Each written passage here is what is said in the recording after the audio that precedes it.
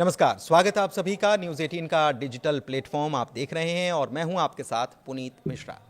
हम बात कर रहे हैं इंदौर के राजा रघुवंशी हत्याकांड की। इस मामले में एक बड़ा अपडेट फिर से सामने आया है। एक चौंकाने वाली खबर सामने आई है। चौंकाने वाली खबर क्या है? जाहिर तौर पर चौंकाने वाली खबर है सोनम से जुड़ी हुई।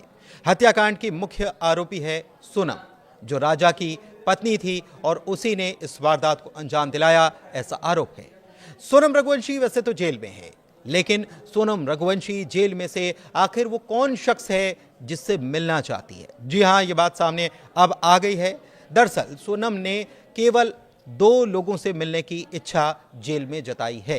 दरअसल जेल में एक प्रावधान होता है कि आप किसी से मिलना चाहते हैं तो आप बता सकते हैं कि आप किससे मिलना चाहते हैं, कौन है जिससे आप अपने मन की बात या बातचीत करना चाहते हैं। तो ऐसे में केवल 2 लोगों का नाम सोनम ने लिया है कि वो 2 लोगों से मिलने की इच्छा रखती है। लेकिन ये 2 लोग हैं कौन और इस मुलाकात के पीछे का राज आखिर क्या है? तो 2 व्यक्तियों से फोन पर बात की है सोनम ने, ये बात भी सामने आई है। दरअसल ये बात पहले से सामने आ गई है कि सूत्रों के मुताबिक सोनम ने जेल में से अपने परिवार के केवल 2 सदस्यों से बात की और ये 2 सदस्य हैं सोनम के पिता और सोनम का भाई गोविंद रघुवंशी। इतना ही नहीं, सोनम ने पिता और भाई गोविंद रघुवंशी से मिलने की इच्छा भी जताई है। साफ तौर पर सोनम ने जेल प्रशासन से यह कह दिया है कि वो किसी और से नहीं मिलना चाहती, लेकिन 2 लोग, उसके पिता और उसके भाई से वो मुलाकात करना चाहती है। इतना ही नहीं, सोनम को जेल से सप्ताह में 1 बार फोन करने की परमिशन मिली हुई है और अभी तक सोनम ने 3 बार अपने परिवार से बात की है। हालांकि ये साफ नहीं हुआ है कि फोन पर बातचीत का विषय क्या था, लेकिन ये जरूर चर्चा है कि सोनम ने सबसे दूरी बनाते हुए सिर्फ इन 2 ही लोगों पर भरोसा जताया है। इधर सोनम के भाई गोविंद ने कहा है कि अभी तक उनकी और सोनम की कोई बातचीत नहीं हुई है, लेकिन एक खबर यह भी आई थी कि सोनम ने अपने पिता से बात की है। सोनम के भाई गोविंद रघुवंशी ने हाल ही में मीडिया से बातचीत की और यह दावा किया कि सोनम से अभी तक उनकी कोई बातचीत नहीं हुई है, फोन पर भी नहीं।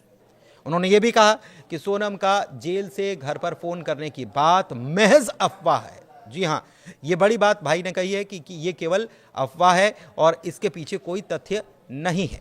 गोविंद ने यह भी बताया कि वो और उसके पिता जल्द ही सोनम से मिलना भी चाहते हैं और इसके लिए उन्होंने बाकायदा शिलोंग पुलिस को एक आवेदन भी दे दिया है। हालांकि पुलिस की ओर से अभी तक इस मामले में उनको कोई जवाब नहीं दिया गया है कि उनको कब मिलने की परमिशन दी जा सकती है, लेकिन आवेदन दिया गया है, ये बात है। गोविंद का यह भी कहना है कि वो अपनी बहन का पक्ष जानना चाहता है। वो ये समझना चाहता है कि आखिर सोनम ने ये सब किया क्यों, क्या वाकई इसके पीछे सोनम है और कौन वो शख्स है जिसके लिए सोनम ने ये सब कुछ कर दिया। लेकिन ये मुलाकात क्या कोई नया खुलासा करेगी, ये भी एक बड़ा सवाल है। हत्याकांड में नए मोड़ भी आए। नए मोड़ कौन से आए? राजा रघुवंशी हत्याकांड में हाल ही में कुछ अपडेट भी हुए। मसलन सोनम के 2 मददगार लोकेंद्र सिंह तोमर और बलबीर अहिरवार को शिलोंग की अदालत ने जमानत दे दी है। अब ये सह आरोपी, दरअसल शिलोंग पुलिस की तरफ से इन दोनों को सह आरोपी बनाया गया था और इनके ऊपर जो धाराएं लगाई गई थी वो भी जमानत वाली धाराएं थी। ऐसे में इनको जमानत मिल गई है बीते दिनों। लोकेंद्र सिंह तोमर कौन है? लोकेंद्र सिंह तोमर उस फ्लैट का मालिक है जहां पर हत्या करने के बाद सोनम छिपी थी और कई दिनों तक रही थी, जबकि बलबीर उसी बिल्डिंग का सिक्योरिटी गार्ड बताया जाता है।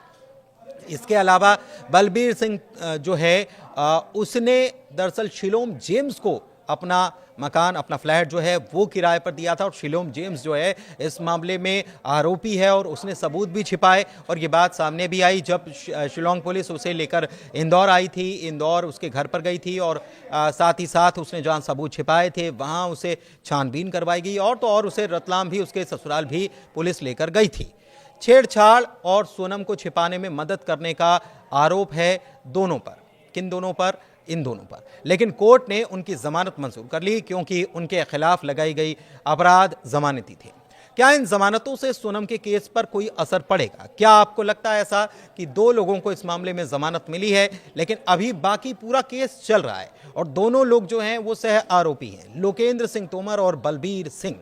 बलबीर सिंह जो है वो वहां का सिक्योरिटी गार्ड था, जबकि लोकेंद्र उस घर का मालिक बताया जाता है। हालांकि इस मामले में शिलोम जेम्स को अभी तक जमानत नहीं मिली है, जिसने सबूत छिपाने का, उनको नष्ट करने का काम किया था, क्योंकि उसके फ्लैट पर भी गई थी, उसके घर पर भी गई थी, उसके ससुराल में भी जो एक कमरा था वहां पर भी गई, वहां से कुछ मिला भी और उसमें मंगलसूत्र और तमाम चीजें वहां से पुलिस को बरामद हुई थी।